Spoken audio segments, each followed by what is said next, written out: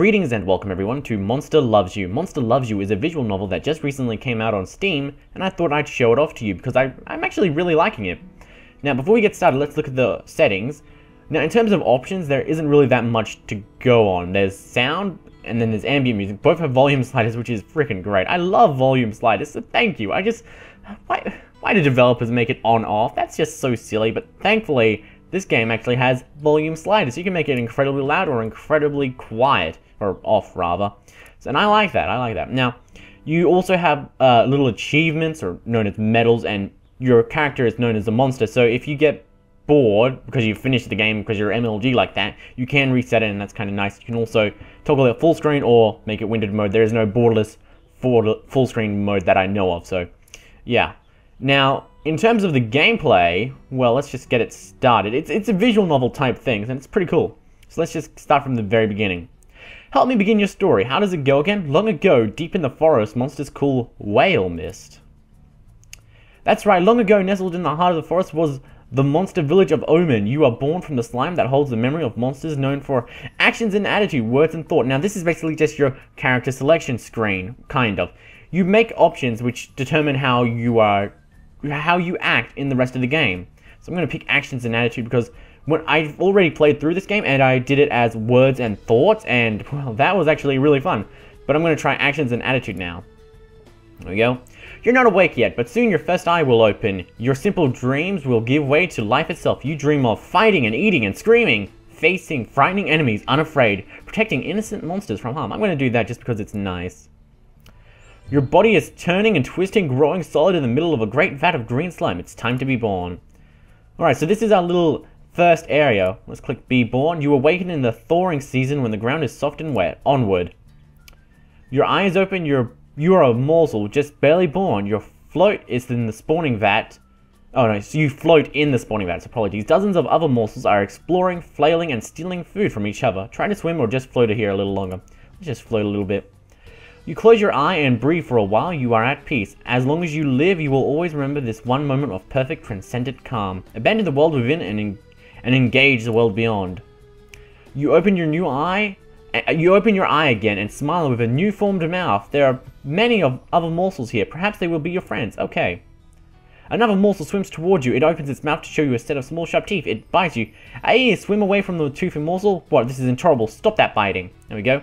Now, depending on your reactions, you can get different statistics. So as you saw previously, there was like a plus something to kindness. Now your stats change depending, well, your stats reflect how your dialogue options can change. So if you have high bravery, for example, you can perform more brave dialogue choices rather than, you know, if it is a low, you can't. So it's a lot like, what's a common game? Fallout, for example, the skill checks, you know, have like high lockpick, you can lock this or you can't, so it's like that. You pause, unable to believe that another morsel is trying to eat you. After a moment, you snap out of it and start to move again. Kill it. Yeah, see, ferocity, +9, so now we can perform more ferocious acts of violence and such, so that's good. Well, kind of, I suppose. Grr, you rip into the violent morsel. It has fangs, but you have claws. Keep fighting. Roar. You first snarl. Excellent. When the fight is over, you're chewing on the other morsel's eye, which is all that remains. Serve that morsel right, how dare he. Splash, flutter, splish, squeak. Another morsel is too weak to swim properly. It's sinking toward the bottom of the vat.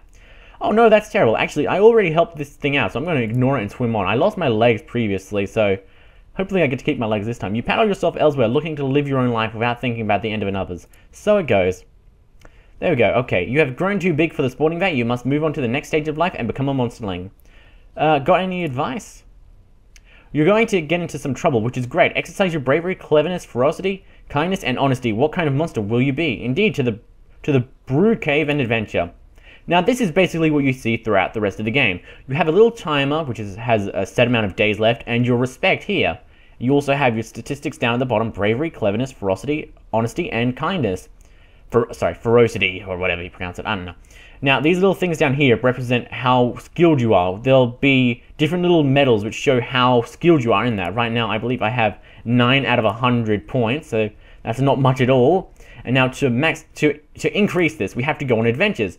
Now, you see here, you click this little guy here, you click him, and then they'll give you a little screen, and there's all these little new icons. Click on one of these icons, and it'll give you an adventure. So let's click the spider.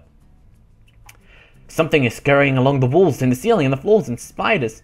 Spiders are as big and round as plates. They're swarming into the cave. You can't tell if they're friend or foe. Now we can confront them, stay between them and the other monsterlings, or throw blots to them as a sacrifice. Now all of these different choices will change how your statistics go increase or decrease. Like if you tell a lie, your honesty will decrease, but if you're truthful, your honesty will increase, that kind of stuff. So now let's confront them. One does not simply walk into plate spiders. How will you approach them? That's a nice little reference there. Rush to meet them or ask them what they want. Well, we're all about being, being ferocious and stuff like that. So rush to meet them. Yeah, bravery. See, we got some bravery for that, which is always nice. You spring forward, claws barred and ready for anything. The spider's halt as one. The spider's halt as one. Look at you with many eyes, then turn and leave the cave. Okay, so that's pretty much the whole game, kind of. Now, the whole game in general is all about hatred and trying to make people not hate you. So during the startup area, this is basically you just trying to get your respect up and your skills up. So this is currently us as a child, and then after the 7 days have passed, we will turn into an adult. So if we complete 7 more of these activities, well, for each activity we complete, a day will pass, so we need to complete 7 more activities, and then we will become an adult. And then we can become potentially an elder from that. So there's this set, like, sort of progress that you have to make in order to fully change the world. Like, once you reach becoming an elder, you can change how the humans and monsters interact. So this game is all about a commentary on, hatred and how you can resolve it. Like, there is an option to allow you to, kill all the humans and rule the world, and that's fine. But you can also, join up with the humans and help each other out. So it's like that. You and Nash spot a Blistery and Smark playing a game idea. So Nash says, I got an idea. Who are Blistery and Smark? What's Nash's idea? Nash says, look at the mushrooms all over the place. I hear they're tasty and they won't miss a few if we take them. Go along with it. Sure. You creep close to the game. Blistery and Smark trying to figure out some rule about placing the mushrooms with spots on them so they don't notice you. Sneak a few with Nash. Take all the mushrooms for yourself. There you go. Ferocity, honesty, 0. Wow, so we have no honesty because we were being untruthful? Okay, and ferocity +4 because we're being ferocious. You shove Nash aside and charge Smark and Blots. They react without thinking and knock you back. Nash slips away with some mushrooms as the other two thrash you without mercy. Wow, so we got messed up there.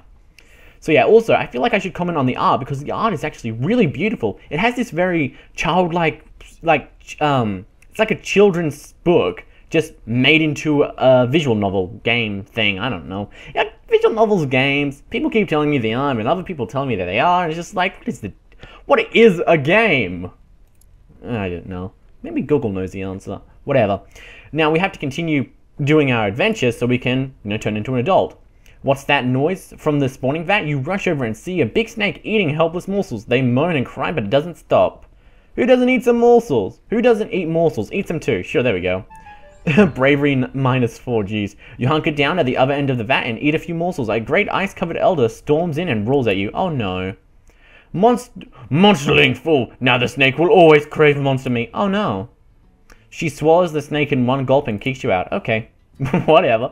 I like how that little picture of him was like, I don't give a fuck. It's just like, you want to freaking eat all my friends? Well, not all my friends, but eat all these people? Fine with that. Fine with that. Nash shows you a rock. It's the best rock in the whole cave. It looks a bit like a sleeping rifle, but otherwise it's ordinary. She's dangerous. Tell a white lie. Nash is always slapping you. Slap the rock out of her claws. Sure, there we go. It's stupid. Ferocity +9. It's stupid. Also, you smell like a wombat. You dash the rock to the cave floor, smashing it into a dozen shards. Nash spreads her claws and rushes you. Oh yeah, fight Nash. More ferocity. Damn, we're really ferocious. The two of you wrestle and slash each other until you're exhausted. You win the fight, but only because she was already tired from lugging around that stupid rock. Okay, so we've got 4 days left, and we've already increased our ferocity and bravery by quite a large amount, so that's pretty cool. Now, we aren't very kind at all. We've got 9 points. Actually, that's a little too kind. What the fuck? So we have no honesty, so we're always lying, pretty much. So if we try and tell someone something that is a little bit suspicious, oh, you are halfway towards leaving, you are halfway towards leaving, becoming an adolescent. That's Is that a weirdly phrased sentence, or is that just me? Firm up your personality as much as you can. You got it. So now we have only 4 more choices to pick, and then we should become an adult. Now, as I was saying, if you choose an honesty option, which requires, like, you know, a certain amount of honesty, they won't believe you if you have a low honesty, because they'll be like, wait a second, you're never telling the truth. Why should we trust you? And, well, they have no reason to trust you. It's a lot like real life, if you ask me. Hamrag, an older monster, brings a big sack full of squirming rats into the cave. As he heads for the spawning vat, he trips and all the rats spill out onto the floor. Gobbles them up. There we go. You block the escape of a dozen rats. Other monsterlings are closing in, but you have control of this group for now. How many will you eat? As many as you can. See, now we're really ferocious. This is getting kind of ridiculous. You have to fight some of the other aggressive monsterlings, but before Hamrag is back on his feet, you've filled your belly to bursting. Fantastic. So we've got 3 days left until we're ready to become an adult. Choose your adventure. Let's do the blood one. A roly-poly fox stumbles into the brew cave, leans against a rock and coughs. It looks vaguely at you and the other monsterlings, showing no fear. Talk to the fox. Now, okay, so I've already played this game to completion, which was only about 30 minutes. So it's a very short game, but it's actually a really good game. And replaying it now as a more angry character rather than a calm, collected character is actually really surprising about how different it actually is. Because a lot of the time I would try and be, you know, very diplomatic or be like, hey, you know what? Let's settle this out with our words. But now I'm just eating everything, like slaughter it, eat it. There we go, and I'm so ferocious right now. This is ridiculous. You amble over to the fox, which seems to have no fear of you. You can feel the heat radiating from it. You tear its feverish body apart and eat it, bones and all. So yeah, it's really good how the game is actually different. I believe there are 12 different endings that you can get in this game. So it takes about 30 minutes to beat the game. So 12 times 30 is 6 hours. I think that's it. Yeah, it is.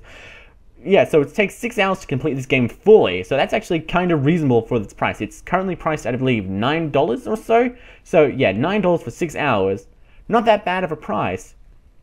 Now, I can understand if you would want to wait until it's just a little bit more cheaper, because, you know, unless you are a completionist, you're not going to get that much content out of it. Like, if you just do one playthrough and then you're done, it's like, well, what am I doing here? I paid $10 or $9 for 30 minutes of content. It's like a bit ridiculous. But, you know, it's understandable that if it's a little cheaper, which is understandable for if you only do one playthrough. But if you do replay it and you want to get all the content, then this game is easily worth the $10 of entries. And the writing is actually pretty good. Now, there are certain times where it tries to tackle some larger issues, like the whole hatred thing, and I feel that it simplifies it just a teensy bit too much. It's like, well, everyone hates everyone, and then you come along and you're like, wait a second, guys, let's not hate each other and let's love each other. And then you're like, oh, okay, we'll love each other. And I'm like, wait, what?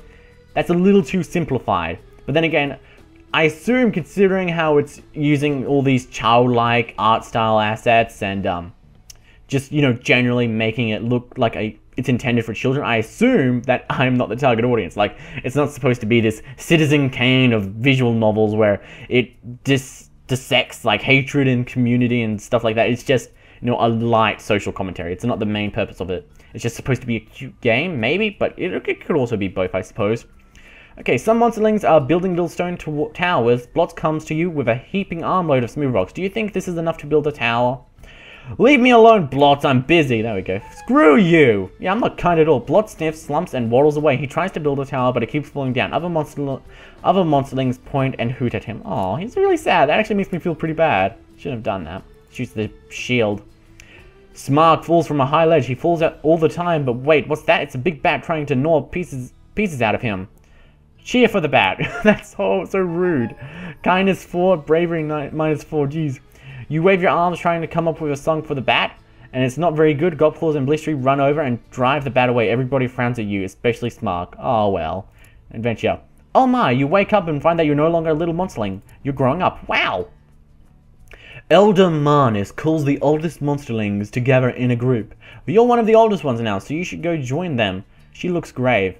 Let's go hide and watch what happens. You squeeze behind a big boulder at the back of the cave. There's a wide tunnel behind it, big enough for an elder. Ha! They'll never look here. Oops. Mariner slides to the boulder aside. She and the other monsterlings are surprised to find you there. Pretend you were waiting for them. Admit you were hiding. Yeah, might as well. Honesty +3. I don't want to tell them the truth, damn it. Mariner Smile says, It's alright, little one. New things can be frightening, but you have little to fear today. Did she say little instead of nothing? Yeah, she did. She did! Okay! Good to know. Marinus shuffles down the long tunnel, turning this way and that among dozens of forking passengers. Keep going. Jump right in, wait for her to make you go. Oh, whoops. Marinus stops in a warm, humid chamber with a pit in the floor. She points to the pit, which seethed with thick mist. Jump right in, hell yeah. You fall and fall some more, and fall, and you're falling, and other monsters are falling? Yes, some of them are crying, and you can't see through the mist. Fantastic. Or is it fog? Maybe clouds. Moans and groans and whispering screams. Where am I? I must be somewhere. You land on the smooth, flat stone. Despite the swirling vapor, the floor is dry as a bone. You hear other monsterlings breathing nearby. Some of them are still falling above you. Still falling. Get out of the way. Try to cushion. Yeah, let's try to cushion it. Might as well. Kindness, +3. Hell yeah. Oof, you didn't see who you helped. Whoever it is rolls away into thick fog without a word. Gratitude is not important. Yes, it is. Fuck them. You rejoin some of the other monsterlings at the edge of the mist. There are more passages out here than you can count. Some monsterlings begin to panic while others look determined. You should take charge. We should. We're brave, guys. Slash the others to show them you're in charge. Sure. A half-seen monsterling whimpers in the fog and you flick your claws, drawing a little blood and a lot of noise. A few howls and shrieks cow them others into silence. Explore in an orderly fashion now that someone is in control. You soon discover that all the passengers converge in yet another mist-filled chamber. The mist here is even thicker, and you quickly lose sight of the other monsterlings. That's okay, they're cowards anyway. The chamber swirls with mist, smoke, fog, vapor, except it's not any of those things. It's ghosts, hundreds of them, large and small, they're everywhere. Spooky. I like how casually he just responds. You're like, oh, whoa, ghosts. It's kind of spooky. One by one, the pale ghosts begin to turn their attention to you. Their eyes glow different colors. Stand fast. Hell yeah. The ghosts speak in many voices, all hollow and distant, all in unison. They ask you, do you fear? Attack them! You scream and leap. The ghosts are insubstantial, swirling around your claws like nothing at all. Nothing at all? Nothing at all! Stupid spectral monsters. Yeah, it's a Simpsons reference. God. Wow. Simpsons reference. Fantastic. They laugh at you and prove that they're not entirely untouchable. Thin tendrils of mist circle your throat and begin to squeeze. Pass out. Fantastic. End of monsterlinghood. Here's how you're doing. You have 10% bravery, 0% honesty? No, cleverness. 89% ferocity. 3% honesty, 4% kindness, and 0 respect. Fantastic. You wake up inside a well-appointed hovel. This is your home now. What should I be doing now? Start living as an adolescent monster. Okay, so this is our little area where we live. I think that's us, I'm not sure. Enter the big bad world, and now it's pretty much the same as previously. Now we have 8 days left to build up our stats and increase our respect, and that's the game. So, thank you for sticking around, everyone. I hope you enjoyed it. If you want to purchase Monster Loves You, you can do so on Steam. There is a link below. Now, my personal opinions on the game is that it's actually really good. The writing is very clever. It's very cute. The game is fantastic. The music is really, really nice. It's got a nice little upbeat mood to it, which can be a little weird as sometimes they try to do this dramatic moment thing and then it's still like upbeat music. It's like, hold on a second, that's upbeat music, and they're telling me like I'm getting torn to shreds and bleeding and I'm being beaten to a pulp. Why is that so cheery? It kind of hurts the mood a little bit in certain situations, but for the most part, it's a very upbeat game, so it generally fits the mood. But anyway, yeah, be sure to purchase this game if this looks appealing to you, because it's appealing to me, and I think if you're cool, you should purchase it as well. And on that note, GG.